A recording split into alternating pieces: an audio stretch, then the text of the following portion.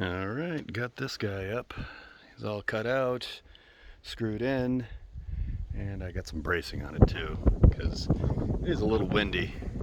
Thankfully, it's coming at us here, so all I needed to do was put that stuff right there up. So that leaves our last problem, this guy.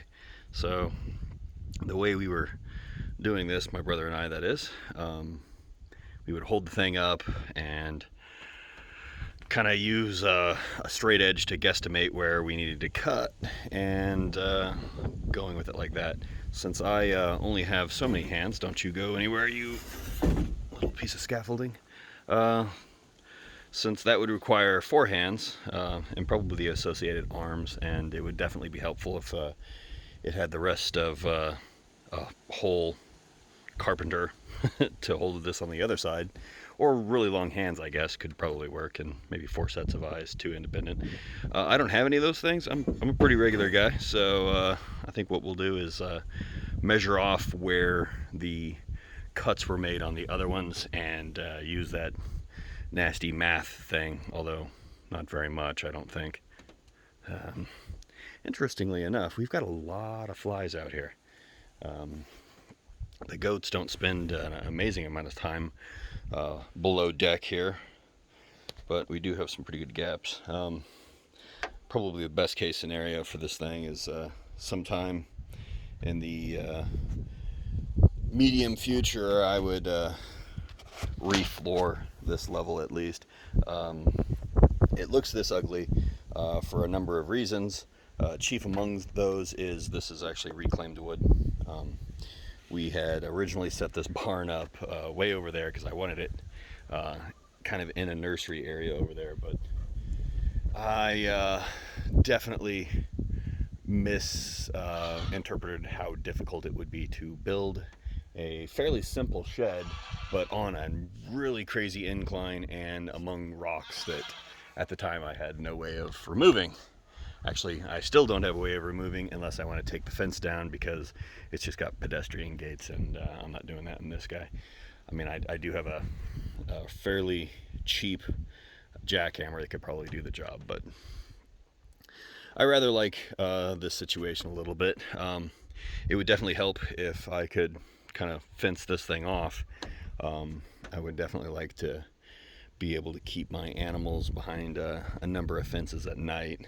And what I was doing recently is keeping them in the pen at night, but it was getting cold, and this is the building's intended purpose is to provide shelter from the elements, be they precipitation or cold or to some extent hot, actually.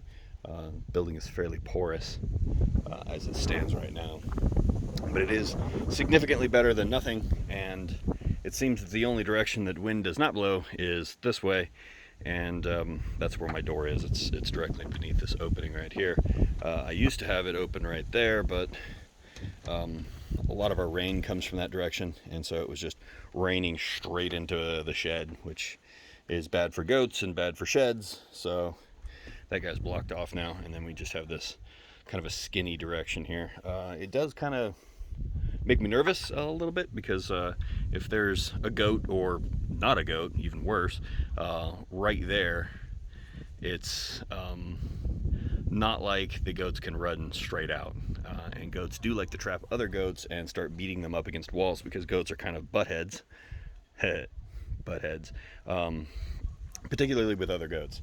I do get head-butted occasionally, but not super often. Now the baby goats and stuff, they can get trapped against one of these walls and have an aggressive goat just pulverize them against another hard surface, and that's okay because baby goats are built to take some headbutts, but it's not normal goat habitat to be inside a shed where there is no escape and there's a wall in which to smash baby goats against. And of course, goats don't think about that. They just want to headbutt things because they're goats, and that's what goats do.